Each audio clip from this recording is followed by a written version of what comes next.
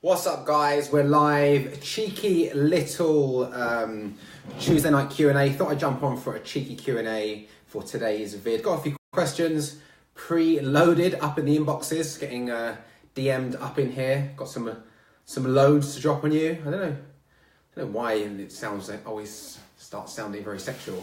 The sexual references coming from, I don't know where, but let's get into it. People are jumping on 4-5. If you are jumping on, say hi, say if you can hear me. Let me know what's going let me know what's going down in your hood, what's going on this week. A few minutes late to the party, 8:03. But yeah, let me jump into these questions and let's get riffing. And when peeps jump on, we will get deep in it. There you go again, deep in it. Where are all these sexual references coming from? It's just my disgusting mind or weird Freudian slips. Who knows? Who knows or cares? Because all you care about is getting fat loss and fitness and health questions done. Okay, Jessie says she can hear me. Fantastic. Okay, first question I've got, this one is from my Facebook messages.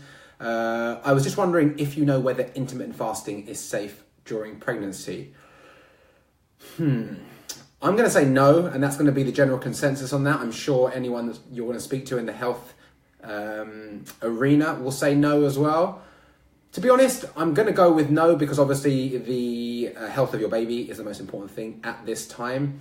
But I would be interested to see studies of maybe someone who isn't intermittent fasting and someone who is intermittent fasting, and they're both hitting the same amount of calories, the same amount of macros in that day. But then I guess maybe someone wouldn't want to try that study in case they damage their baby's health. So the health of your baby comes first. If you're pregnant or if you're breastfeeding your child, I would say eat the right amount of calories and just keep your blood sugar level stable by eating regularly, because your child comes first. Your offspring come first in this case. You can always lose body fat. You can always get in shape. You can always do this later down the line. But my hypotheses, I'm hypothesizing now. I've got a feeling that it probably would be okay as long as you were hitting the right amount of food in that 24-hour period as you would be if you weren't fasting. I'm sure it'd be okay. Why do I think that? Because we're a pretty hardy bunch, us humans. Otherwise, we wouldn't have survived however long we have survived, quite a few 100,000 years. And I'm sure there was times when pregnant women didn't have much food. But on that note, I'm not advocating it. I would say eat often, eat the right amount of food, keep your blood sugar level stable. But my hypothesis is I'm sure it would be okay. And I'd like to see studies if there are any. Maybe I'll do a little Google bashing. There you go again, more sexual references. What am I doing? I'll do a little Google search, a little Google bash later.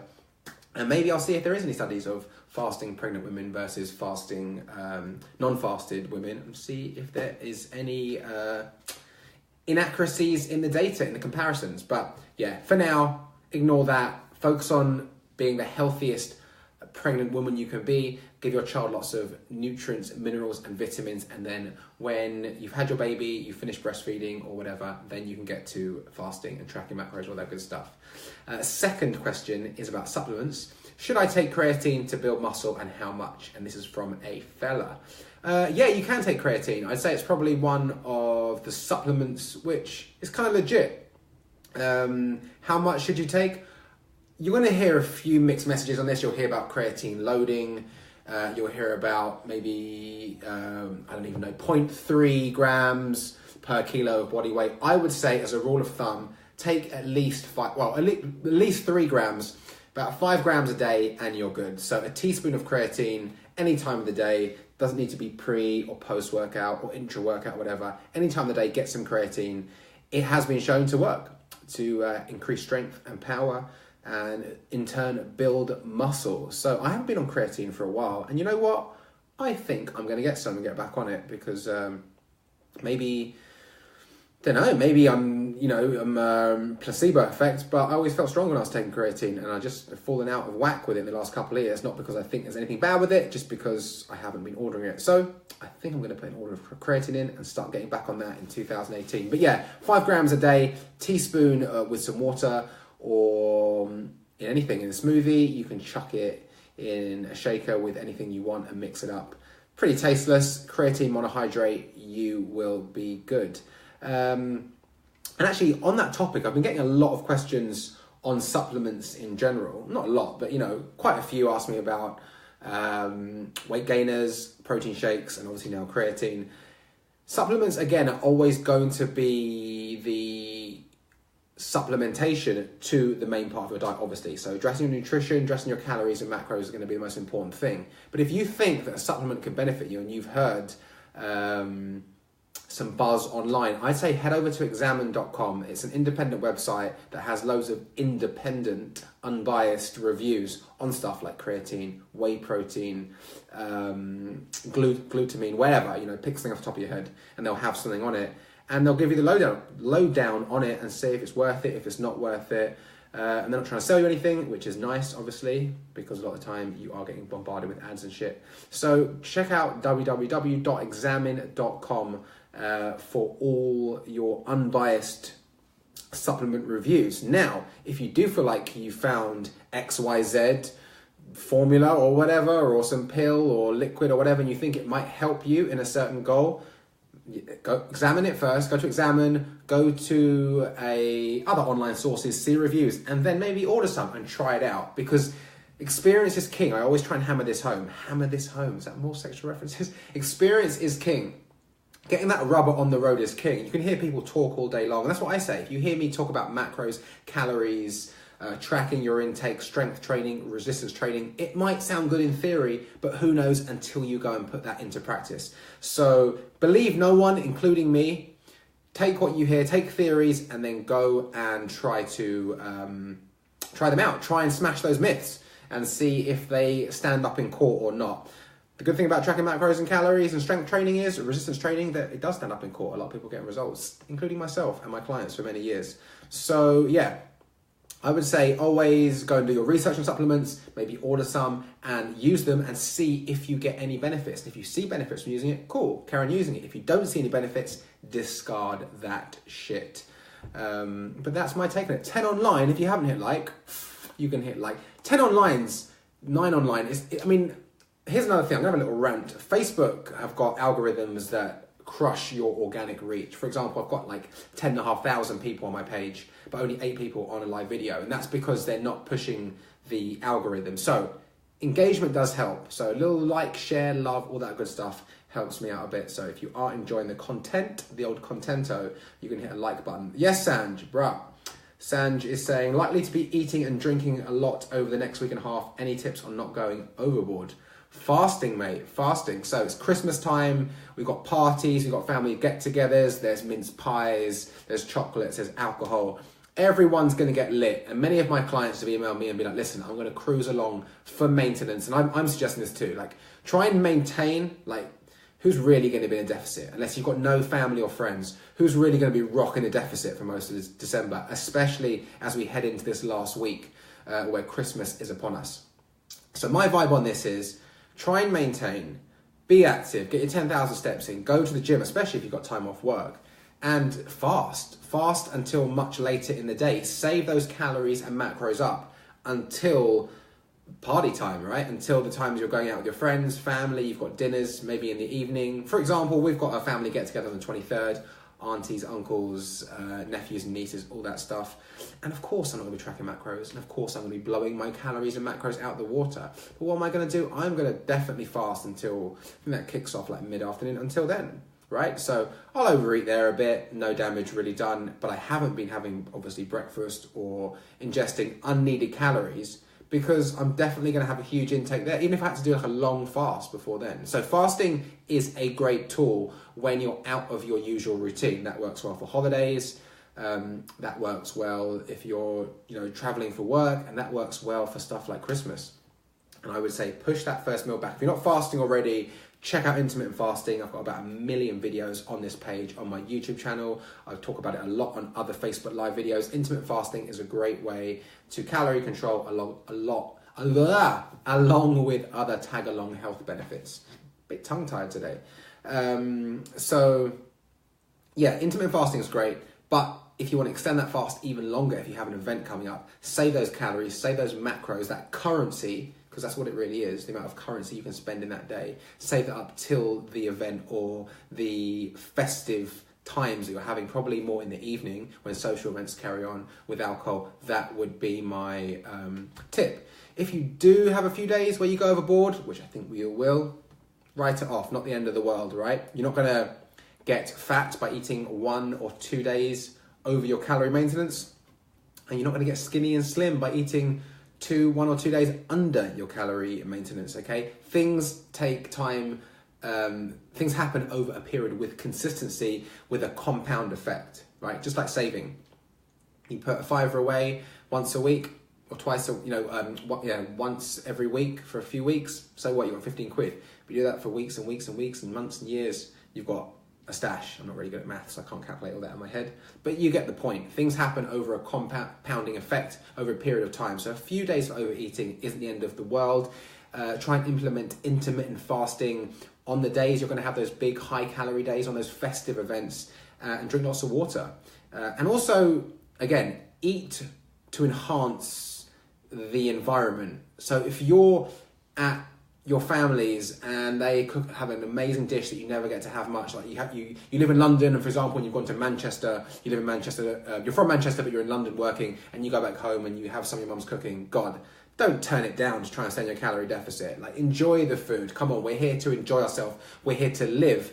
But also, let's not go overboard and be like, oh, it's Christmas Eve, I'm just going to get 10 Cadbury's cream eggs. I don't know where the hell that just randomly popped into my head. Cadbury's cream eggs, which should be eaten around Easter, and just stuff these in my face because it's Christmas Eve. You know what I mean? Like, use common sense. Eat to enhance the experience. So it's Christmas Eve and someone offers you like all butter mince pies from Marks and Sparks with full fat cream, and you're just like, I want to destroy it. Destroy it. Come on, enjoy the experience. You're around the Christmas tree, you're with the family, you've got the Christmas tunes playing, like, you can feel the vibe. Have a few mince pies, for goodness sake. But don't just be like, yeah, it's Christmas time, I'm just going to eat 4 Magnums, a couple of packs of Doritos, and 4 bags of Haribo. That isn't going to help, is it? It's probably going to taste rank anyway. So yeah, use the old grey matter and you can't go wrong.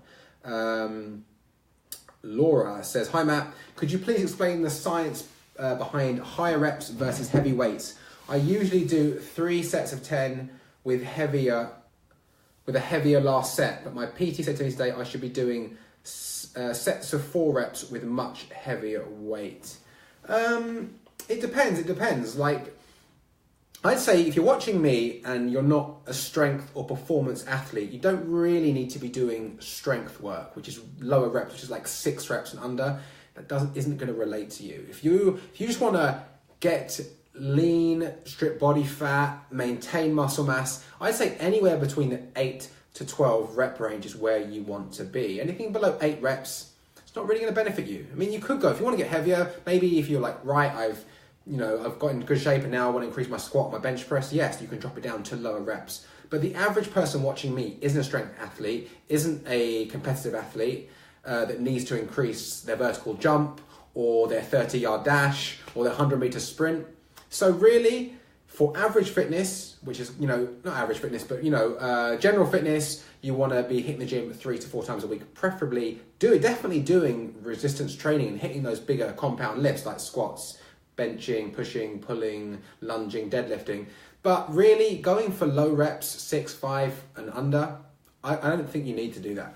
Now, you could if you wanted to, especially if you've got to a more intermediate or advanced stage. But between 8 and 12 reps is where you're going to maintain muscle mass. So the difference being is, Lorna, lower reps is more for athletes or performance athletes, and 8 to 12 reps or 6 to 12 reps is going to be more for aesthetics and I guess going into the bodybuilding, but you're not going to bodybuild, don't worry, you're going to get huge from doing 3 sets of 10.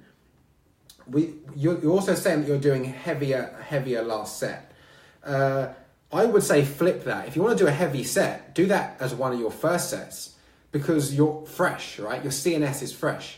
That's also called reverse pyramid training, where you hit like your first set heavy and then you decrease the weight, but you add in more volume. Because if you're hitting your heaviest set last, you're already going to be fatigued. You're going to have like neural fatigue from doing those previous 3 or 4 sets. And now you're trying to hit your heaviest set last. It doesn't make sense. So even though you're pushing a heavier weight maybe, you're definitely not at your maximum because you're going to be pre-fatigued from the 3 or 4 other sets you've already done. So 3 sets of 10 probably between 8 and 12 for you, so 10 is fine. If you want to do 4 sets, cool, do 4 sets. If you want to do 5 sets, do 5 sets, that's cool. But if you do want to put a heavier set in there, I would say do it at the beginning. Do the warm up properly first. So do a few warm up sets. Make sure you're loose. Make sure your joints have been warmed up properly. You've got synovial fluid in there. But I'd probably say hit that heavier set first and then back off the weight. So you might hit your heaviest set for like 5, 6, maybe even 7 reps, and then you'd back off by 10, 15, 20%, and then you'd hit 10 reps, 10 reps, 10 reps or 12 reps or whatever. That's called reverse pyramid training. I found that very effective for gaining strength, gaining muscle, maintaining muscle, and also psychologically it's easier. I find it anyway, because you're hitting that heavy set first, and then you're kind of like, well, I've done the heavy set first, now it's kind of just, it's just plain sailing and taking it home. So that would be my approach to it. So Laura, unless you are a performance athlete, strength athlete, you don't need to be doing low rep, heavy weight training. But heavy for you in that rep range. I mean, for 10 reps, you need to be picking weight that's challenging for you. So you should, let's say you're doing an incline bench press with dumbbells, you should be picking a weight where you stop 1 rep short of failure. So maybe you do 10 reps on 1 set, but you could probably just eke out another reps. That could be 11 reps. You don't need to go to a failure, but you want to be like 1 rep short of failure on your sets. And I think that is a good place to be, especially for someone who's building lean tissue, stripping fat, and getting fit in general. Moyan says, hi Matt. Hey Moyan, how are you? Helen says, any recommendations for a calorie intake calculator for weight loss? Thanks. Google it and find out if it fits your macros. Online calculators, they do vary a lot. So one is going to be off more than the other. And even if you had a human being like me calculating your macros and calories, there's going to be discrepancies. Even the best of the best is going to be like probably within 10 or 15% or whatever. So getting a number is where you need to start, and then adjusting as you go along, tracking your metrics, your weight, your hip and waist measurements, and then you could do a daily weight and work out a weekly average weight on that. And then you could be doing measurements every 2 weeks and photos every 2 weeks or every month. And depending on where the scale's going, the measuring tape is going, and how the photos are looking, you can adjust that calorie number. A lot of people get caught up thinking that, my calorie number's not perfect, my macros aren't perfect. Like, yes, it would be great if someone dialed them into perfection, but really, whoever gives them to you, whether it's an online calculator or a human being with a living pulse like me, they're going to be guesstimating, and then from there we adjust as we go along depending on the feedback. So go find anyone online, get a number, get a macronutrient split, use MyFitnessPal on the daily, hit those numbers, and then adjust as you go along. That would be my recommendation. Hit like if you haven't hit like already, that would be nice of you. Lisa, how long would you recommend for a warm-up? As long as it takes for you to get warm. I'd say about 10 mins. Do something aerobic, gets your heart rate up, maybe some running, some star jumps. I like shadow boxing, right? I like boxing, I like skipping, I like martial arts. It's my first love. So I like to do stuff like shadow boxing a little bit, some skipping, grab some light weights like 2 kilos and do some internal, external rotation of the upper body. If I'm hitting the upper body, if I'm hitting the lower body, I'll be doing stuff like leg swings, I'll be doing stuff like body weight squats, body weight lunges. So I'd say number 1, pick some aerobic based exercise. Could be just a couple of minutes, 5 minutes, whatever. Get your heart rate up there, get blood flow around the body. And then pick some exercises that are sport specific. That's a mouthful, isn't it? Meaning that if you're doing squats or whatever, or deadlifts, you want to be focusing on a lower body warm up. Meaning you want your hips, your hamstrings, your glutes, getting those muscles switched on, getting nutrients and blood flow into the area, getting synovial fluid into those joints. And then even once you've done like maybe a bodyweight warm-up, I'd also advise doing a few warm-up sets with lighter weights. If you're hitting, 50 kilos for your squat, maybe do a few with the bar, then do a few at 30 kilos, maybe do a couple reps at 40 kilos, and there you're probably good to go. So let's split that warm-up into a 3-part. A few minutes of aerobic exercises, a few minutes of dynamic stretching, and bodyweight exercises for the area that you're going to be working. And then thirdly and finally, a few sets, maybe 2 or 3 sets with a lighter weight that you're going to be hitting for your first set. These are called warm-up sets. And then obviously once you've done 2 or 3 warm-up sets, you can hit your first working set. That would be my advice. Hope that helped, Lisa. Laura says, that's great advice. Thanks, Matt. We'll look into reverse pyramid training. Certainly not a performance athlete. Okay, Laura. So you're here for general fitness. You probably want to, get firm, get strong, change your body. So number one, address your nutrition, right? Address those calories and those macronutrients, and to be in a calorie deficit if you need to lose body fat. And for your training, it sounds like you're on the right track. You're doing your resistance training. And I think everyone should be lifting heavy. Everyone watching me should be lifting heavy, but heavy is heavy for you. Heavy for me is different for heavy for you. If at the moment I'm squatting, 120 kilos in the back squat for 4 or 5 reps, that might be heavy for me, but that's probably too heavy for you if you're a 5'5" girl who weighs 50 kilos. Does that make sense? You need to be picking weights and intensity that is right for you. So when someone says you need to lift heavy, maybe your PT says lift heavy, he means heavy for you. There's no like band of weight that's like, okay, you're that age and that height and that weight, you need to lift that much. Okay, maybe in strength athletes they have that, but for the general population, to find out what you can lift is going into the gym and lifting it. So heavy for you, but I'd say heavy for you on that 8 to 12 rep range is where the majority of you guys need to be. You're going to build muscle, you're going to maintain muscle, and you're going to get stronger and therefore fitter, leaner, sexier, all that good stuff. So yeah, guys, it's all about the resistance training. It's all about the strength training. I personally prefer barbells and dumbbells, but of course you can do body weight, you can do kettlebells, you can do some TRX. You can get creative. If I'm traveling or I can't get to a gym, I'm going to go and sprint some hills and find a kid's playground and just do chin-ups in there. Not when there's kids in there, because it kind of looks a bit weird and I don't want anyone to call the police and think that I'm like some weird guy lurking around kids' playgrounds, but you get my point. Be creative, right? Put resistance through your muscles. I like to do a bit of cardio myself, especially even more these days. I'm not doing that cardio really for any calorie burning, for fat burning or energy expenditure. I do that because it's like a moving meditation for me. It's like a mental break. I'm at my desk a lot. This computer, I say it's my friend, but we have a love-hate relationship. I'm here a lot, I'm tapping away, and I'm dealing with clients, I'm making content, I'm designing a new website. So I'm here a lot, and to go out and just do some running or do some stuff, whatever it is, hiking, running, sprint some hills, it's just a break from there. It gets me breathing heavy and it gets me out of my head. So I do that to help with creativity, especially when I'm writing a lot of content and stuff like that and focusing on new things for the website. So cardio for me, I'm using it as a mental moving meditation, but the main basis of my workouts are always going to be strength and resistance work, and they should be the same for you guys. We're all human beings, and this is kind of annoys me when not annoys me, but I kind of grates my gears when I hear people say, no, we're all different and we all need different approaches. Not really, no.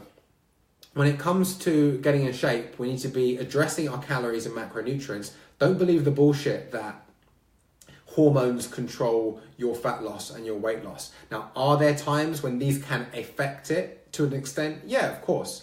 Menopause, times when your body's changing, it might be harder to lose body fat, your metabolism slowing down, but still, you will never defy the laws of physics. If you're taking in more food, if you're taking in more energy than you're burning, you're going to be storing body fat. If you're in a deficit, meaning you're burning more than you're taking in, you're going to be losing body fat, or maybe muscle, but we want to make sure that's body fat by getting a good amount of protein in that calorie deficit. So, address your calories, address your macronutrients, address your resistance training, and if you want to add some supplements or some cardio on the side, that's the icing on the cake, that's the cherry on top.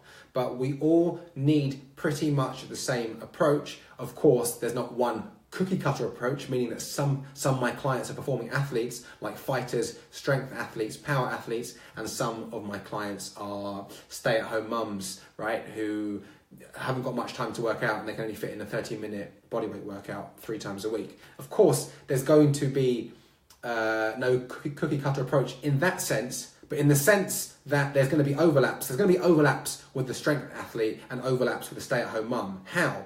Both of them are going to be tracking macros. I don't care if you're going to the World Finals or the Olympics. I don't care if you just take your toddler for a walk around the block and drop him off at nursery or whatever. You're both going to be tracking macros. You're both going to be doing some type of resistance training. My strength athletes are going to be hitting those big compound movements, overhead press, deadlifts, going to be squatting, they're going to be benching, right?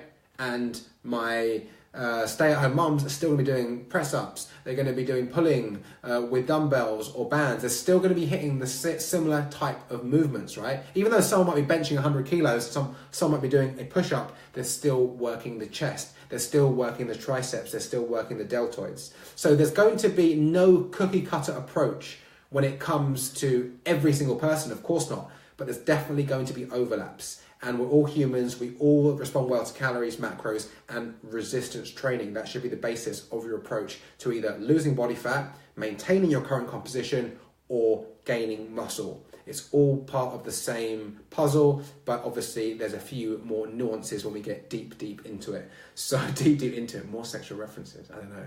Maybe they're not sexual references, maybe I'm just being pervy. But anyway, 13 online, if you haven't hit like or hit love.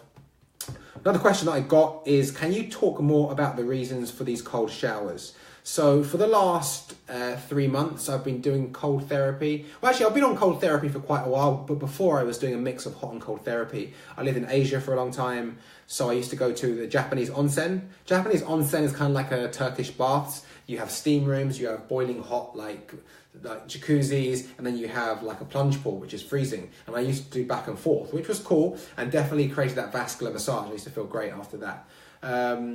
But since I came back here, I've been focusing more on just cold therapy, especially in the last 3 or 4 months, where I'll have a cold shower. Just every morning I'll wake up and I'll have a 4 to 5 minute cold shower. And as you know, it's December, it's fucking freezing. And then once a week, I'll normally go to Hampstead Heath in North London, and I'll jump in the Hampstead Heath open men's bathing ponds, where the coldest water I've been in is about 4 or 5 degrees, which in English is fucking frigid. It's really fucking freezing. So cold therapy has tons of benefits. Helps with recovery. It helps with pumping the lymphatic system. So we haven't really, a lot of the time, if we don't exercise, we don't move, and we don't do cold therapy, your lymphatic system can build up with toxins and nasty things. So when we get into cold therapy, into cold water, into cold immersion, the blood rushes to the center of our body and then subsequently goes out and then kind of pushes through the rest of the extremities.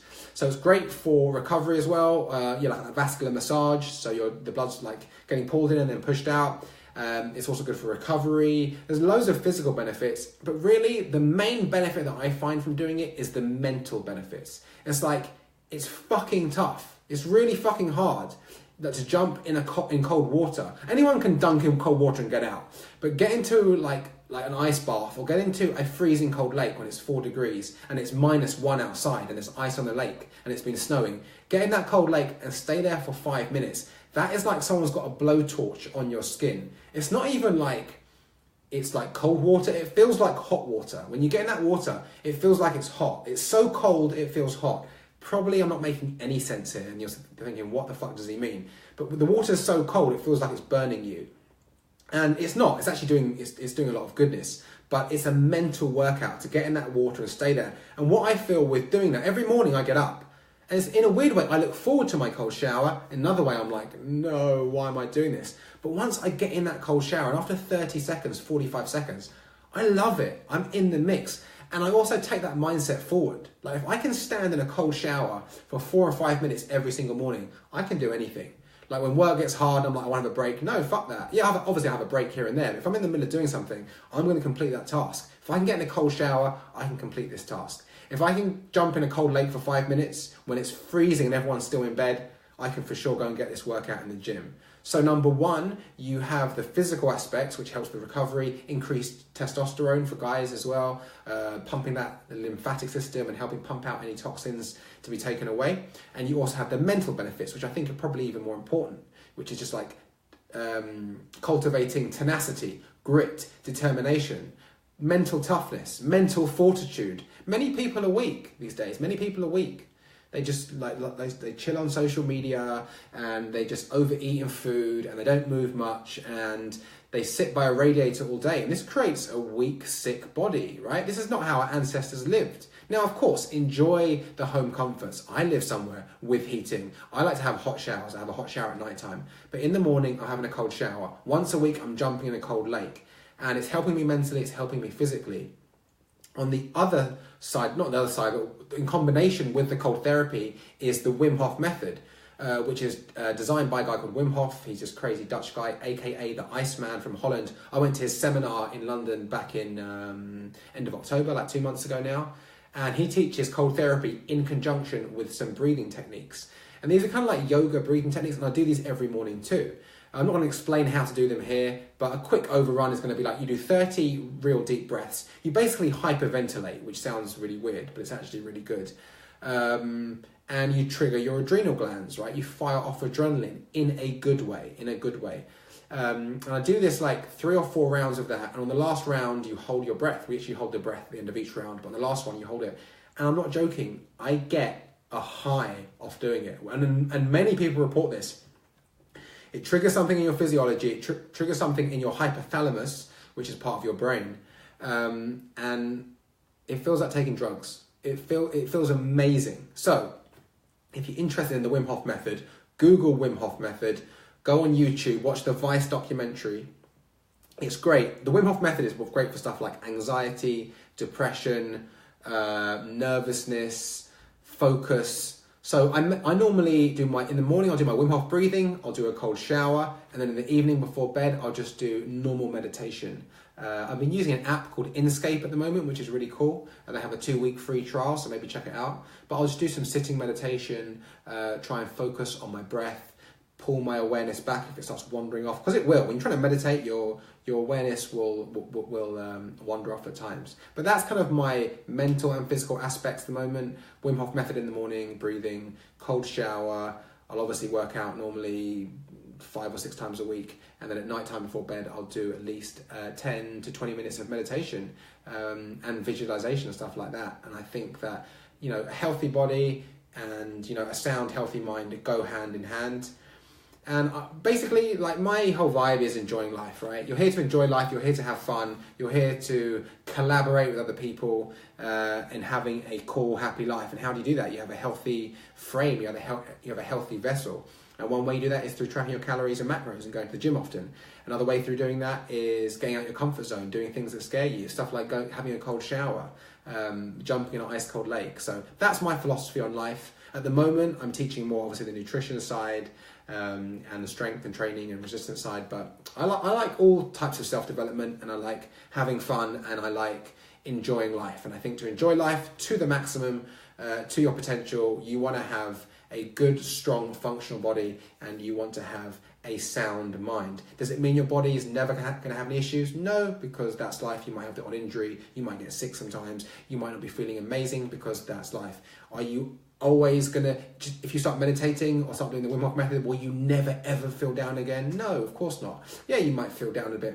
Yeah, one day you might feel a bit anxious. Yeah, you might not always feel, 100% centered and aligned, but you have tools like meditation, like the Wim Hof method, like cold therapy to bring you back. Another great way of doing cold therapy, like cold showers and cold immersion, is you ain't got no time to be worrying about the future or thinking about the past. When you jump in an ice cold lake or an ice bath, or you get in a cold shower, you're living in the moment. Trust me, you're fucking living in the moment. There's no thinking about the future or past. You're present, and there's something special about being present. I can't put my finger on it. Words can't really do it justice. But when you get present for 5 minutes, and when you get out of that water, especially that cold lake, when you get out of that water and you think, wow, I didn't really think about anything for the last 5 minutes, apart from surviving and breathing.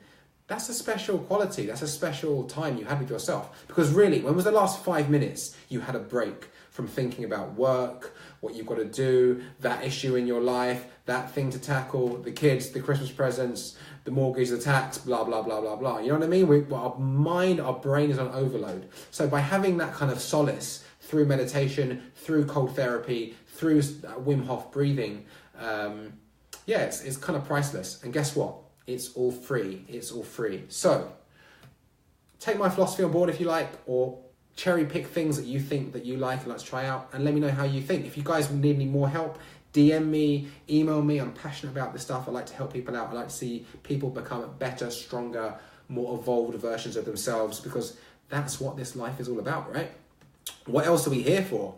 We're not here just to sit around and do Netflix and chill, although that can be fun at times as well, OVS, but you get my drift. So I've been waffling for quite a while. Hope you guys have enjoyed it. 12 online. If you haven't hit like, smash that like button, smash it. If you haven't hit love, you can smash that too. And you can even hit share because it's nearly Christmas. So why not help with the old engagement? Okay, guys, I hope you enjoyed that. Like I said, if you have any issues, any questions, any queries, drop it in the comment box and I'll get back to you at some point. Or you can DM me on Instagram or on my Facebook page, or even email me, matt@macrolean.co.uk.